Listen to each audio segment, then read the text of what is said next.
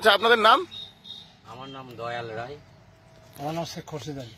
আচ্ছা, আপনারা যে কারখানায় কাজ করতেন, কারখানার বিষয়ে আপনারা বহুদিন ধরে এই বিষয়ে কোম্পানিতে কাজ করেছেন। কোম্পানিটা প্রথম শুরু হয়েছিল কি কোম্পানি থেকে শুরু করেছিলেন আপনারা? প্রথম শুরু করেছিলাম আমরা, তখন লাইট মেটাল ইন্ডাস্ট্রি ছিল। আচ্ছা, তখন ওই কোম্পানি কত সাল তখন? তখন 1983-84 83-84 আমরা প্রজেক্ট করেছি। প্রজেক্ট করার পর আমরা ইন্ডিয়া ফয়েলস বলে একটা ইউনিট ভিতরেই হয়, ওই ইন্ডিয়া ফয়েলসের একটা ব্রাঞ্চ ছিল কামারহাটিতে, তো ওই নামে আমরা এখানে পারমানেন্ট হয়েছি 1993 সালে। আচ্ছা, আপনারা সব স্থানীয়? আমরা স্থানীয়। আপনার স্থানীয়। এবং ওই কোম্পানি কত সাল অবধি চলে? ওই কোম্পানিটা প্রায় 2003 অবধি চলে। তারপরে ওই কোম্পানি বন্ধ হয়ে যায়। বন্ধ হয়ে যায়। আপনারা ততদিন অবধি পার্মানেন্ট হয়ে গেছেন ওই কোম্পানিতে। আচ্ছা, বর্তমানে কোম্পানিটা কোন মালিকানার আন্ডারে আছে? এই কোম্পানিটার মালিকানায় আছে শাকাম্বরী গ্রুপ পাওয়ার অ্যান্ড ইস্পাত লিমিটেড। আচ্ছা, এই কোম্পানিতে আপনারা কাজে ঢুকেছিলেন? হ্যাঁ, বা কোম্পানি যখন শুরু হয় তখন কি ঘটে ব্যাপারটা একটু যদি বলেন। কোম্পানিটা শুরু হওয়ার পর প্রজেক্টে কাজ শেষ হলো, আমাদের ডাকলো। আমরা যে মেশিনে কাজ করতাম, আপনারা অভিজ্ঞ আছেন, আমরা আসুন। আমাদের বায়োডাটা নিল, ডাকলো। 2024 সালে 11ই জুন আমাকে জয়েন করা। বললো আপনি যতদিন পারবেন করবেন, রিটায়ারমেন্টে। আমি বললাম ওই সময় স্থানীয় লোকেদের কাজ নিয়েছিল? সব কাজ নিয়েছি, স্থানীয় সেলারাই করেছে, সমস্ত স্থানীয় সেলারা করছে। আচ্ছা, তারপর কি হলো, প্রোডাকশনের মধ্যে যারা জড়িত তারা কি হলো, সব নর্থ বেঙ্গলি। তারা কি করলো, এবার বাঙালিদের তারা আরম্ভ করেছে। মালিক তারা হচ্ছে, ওরা বাঙালি মালিক নয়। এক দ্বিতীয়ত হচ্ছে ওরা বাঙালি লোকদের এখানে রাখবে। ওরা ইউপি বিহার থেকে প্রতিনিয়ত লোক আসছে, আর আমাদের বাঙালি লোকেদের প্রতিনিয়ত বার করে দিচ্ছে। এবং তাই নয়, গতকাল 6 জনকে বার করে দিয়েছিল, সেইগুলো ওরা আবার ঢুকেছে, গেট দিয়েই ঢুকেছে। ওরা গিয়ে থানায় কমপ্লেন করেছে যে এরা পাঁচিল টপকে ঢুকেছে। পুলিশ এসেছিল, পুলিশও দেখেছে, মিথ্যা অভিযোগ প্রমাণিত হয়েছে। আপনার সিসি ক্যামেরা আছে। ওরা বিভিন্ন ভাবে শ্রমিকদেরকে বদনাম, মানে মিথ্যা অভিযোগ দিয়ে কেস দেওয়ার চেষ্টা করেছে। করতে না পারে, এটা আমরা সহ্য করতে পারছি না। প্রতিনিয়ত করছে বলে কালকে আমরা সবাই মিলে একজোটে, এরপর আমরা আমাদের লোকাল যারা আছে তাদের পরিবার নিয়ে সবাই এসে গেটে বসে পড়বে। এর আগে যারা জয়েন করেছিল এই কোম্পানির আন্ডারে, তাদের মধ্যে থেকে বোধহয় 20 জন না 21 জনকে বাঙালিকে বার করে দিয়ে তার জায়গায় মানে বিহার ইউপি থেকে ওই রকম 19-20 জনকে নিয়ে এসে কাজে ঢুকিয়েছিল। যে লিস্টটা বাংলা পক্ষ নিজের পেজ থেকে পোস্ট করেছিল, এবং শুনেছিলাম 15 জন নাকি লোকাল ছেলেদেরকে আবার কাজে নেওয়া হয়েছিল। আচ্ছা, তাদেরও আবার নিয়ে বার করে দিয়েছে। তাদেরকেও বার করে দিয়েছে? তাদেরও কিছু ছেলেকে বার করে দিয়েছে। বাহ। কালকে যে ছেলেগুলোকে বার করেছে, যে পুরনো যে 20 জনকে বার করেছিল, 20 জন না 21 জন, তো সেই পুরনো যাদেরকে বার করেছিল তাদের মধ্যে থেকে কারোর কাজ হয়নি? না, তাদের কাউকে কাজে নেয়নি। তাদের জায়গায় নতুন কিছু লোককে নিয়েছিল এবং তাদেরকে আবার বার করে দিয়েছে। বিহার ইউপি থেকে বারবার লোক নিয়ে এসে কাজে ঢোকাচ্ছে, কিন্তু স্থানীয় লোকেদের কাজে নিচ্ছে না। আপনি ওই কোম্পানিতে এত বছর কাজ করার পরে আপনি যে আজকে কর্মহারা, একরকম বাইরে কোম্পানিতে কাজ চলে গেছে, আপনার নিজের কি মনে হচ্ছে? আমার আর কি মনে হবে, আমরা এই বাংলায় বাস করছি, বাঙালিদের কোনো অস্তিত্ব নেই। হ্যাঁ, মাননীয় মুখ্যমন্ত্রীকে আমি একটা রিপোর্টিং করি যে এরকম আমরা বাঙালি বলে বার করে দিচ্ছি। আমরা এতদিন কাজ করছিলাম না বলে হঠাৎ কাজের শেষে চুরি করে বলে কাল থেকে আপনি আসবেন না। মুখ্যমন্ত্রী সেটাকে রেসপেক্ট করে পর আমাকে, যেহেতু আমার পান্ডুয়া এলাকায় বাড়ি, পান্ডুয়ার শ্রম দপ্তরে জানিয়েছিল। পান্ডুয়া আমাকে বললো আপনি একটা ডিএলসি অফিসে চুচড়ায় একটা লিখিত অভিযোগ জানান। আমি জানিয়েছিলাম, ওনারাও ওনাদের চিঠি দিয়েছে, আমাকেও জানিয়েছি, আবার আমাদের কাছে চেয়েছি।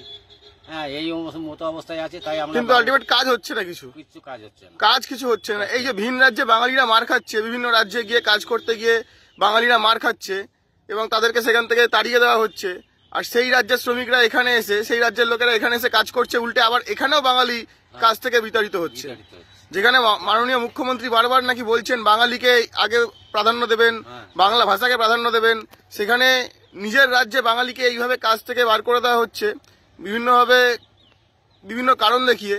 আচ্ছা, কি কারণ দেখায় ওরা মূলত কাজ থেকে বার করার জন্য?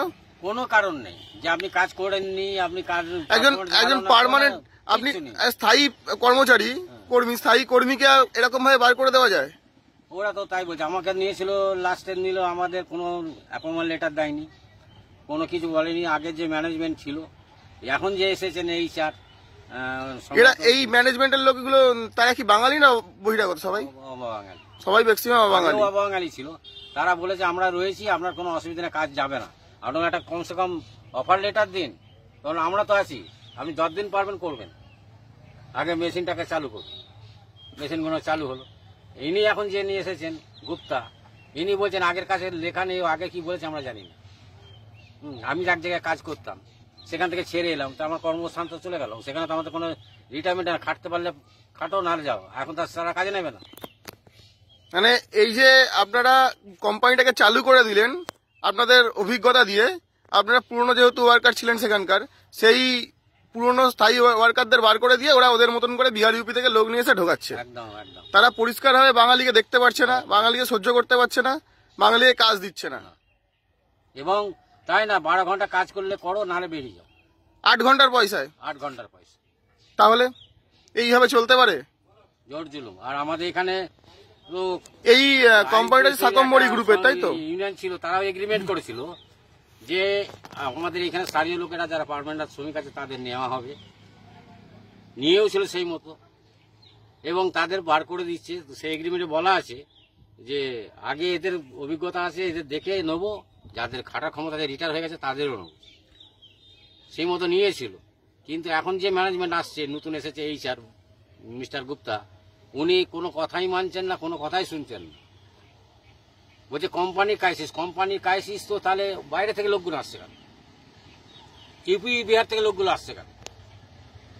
অবশ্যই তারাও তো এসে কাজ করছে, তাদের তো পেমেন্ট দিতে হচ্ছে। তাহলে আমার থেকে কি কম পেমেন্ট দিচ্ছে? তাদের আমার থেকে বেশি পেমেন্ট দিতে হচ্ছে। কোম্পানি ক্রাইসিস কিছু না, আসলে শুধু তারা বাঙালি শ্রমিকদের নেবে না। আমরা ধরে নিলাম কোম্পানি ক্রাইসিস, আমরাও মেনে নেবো, যা ক্রাইসিসের সময় আমাদের স্যাক্রিফাইস করতে হবে, কিন্তু তারা ওই বিহার ইউপি থেকে লোকগুলো প্রতিনিয়ত আনছে। যদি ক্রাইসিস হয়, তারা তো মুখ দেখে কাজ করতে আসছে না এখানে, তারা তো মুখ দেখে কাজ করছে না, তারা তো পয়সা নিচ্ছে। পয়সা নিচ্ছে, তাহলে তাদেরকেও কোম্পানিকে পয়সা দিতে হচ্ছে, আপনাদেরকেও পয়সা দিতে হবে, কিন্তু তারা বাঙালিকে পয়সা দেবে না, তারা বিহার ইউপি থেকে তাদের দেশওয়ালি নিয়ে এসে তাদেরকে পয়সা দেবে। তারপরে আমরা যে কাজ পাচ্ছি না, তাতে একটা স্টেপ বাই স্টেপ আছে। আমার সুপারভাইজার বলেছে আপনি কাজ পাচ্ছেন না, পারফরমেন্স খারাপ। 1 বছর কামাই ডিউটি করেছি, একটা উদয় পেনে একটা কামাই নেই, আমাদের ছুটি করেছিল না, কি না কোম্পানিটাকে দাঁড় করাতে হবে। যখন বলেছে রাত্রি 10টায় 12টায় চলে আসুন, ডিউটির কোনো মা বাপ নেই, যাক কোম্পানিটা যদি চালায়, আমাদের এখানে লোকাল ছেলেরা আমরা কদিন কাজ করব। কিন্তু তার উল্টো, ওই পাশে ফ্যাক্টরির সামনে যে গ্রামগুলো লোক ছেলেগুলো বসে বসে দেখছে, বাইরে থেকে লোক এসে কাজ করছে। তাই আমরা ঠিক করেছি এবারে সমস্ত ছেলে মেয়েরা বসে, যে এইবার আমরা না হলে ছেলে বউ নিয়ে সব গেটে বসে। একদম, যদি কোম্পানি যা কিছু হবে কোম্পানির দায়িত্ব, কোম্পানি আমাদের কোনো দায় না। আমরা বারবার বলেছি, অনুরোধ করেছি, শুনছেন না। প্রতিনিয়ত ওনার খুশি মতো উনি করে যাচ্ছেন, বলছেন মালিকের কোম্পানির রুলস, কোম্পানির রুলস যদি সাথে কোম্পানি থাকে, সেই রুলস তো আগে নিয়ে এসে। আপনার নিজের এলাকায় নিজের ছেলেপেলেরা যারা আগে থাকতে কাজ করতো, স্থায়ী কর্মচারী, তাদেরকে কাজ থেকে বার করে দিয়ে বাইরে থেকে ইউপি বিহার থেকে লোকজন নিয়ে আসা কোম্পানি রুলস, এটা কোম্পানির রুলস দাঁড়িয়েছে এখন। ঠিক আছে, আজকে আমরা বাংলা পক্ষ থেকে এসেছিলাম আপনাদের কাছে, আমরা আপনাদের এই বক্তব্যটা শুনলাম, আমরা দেখছি আমাদের তরফ থেকে কি করা যায়। হ্যাঁ, ধন্যবাদ।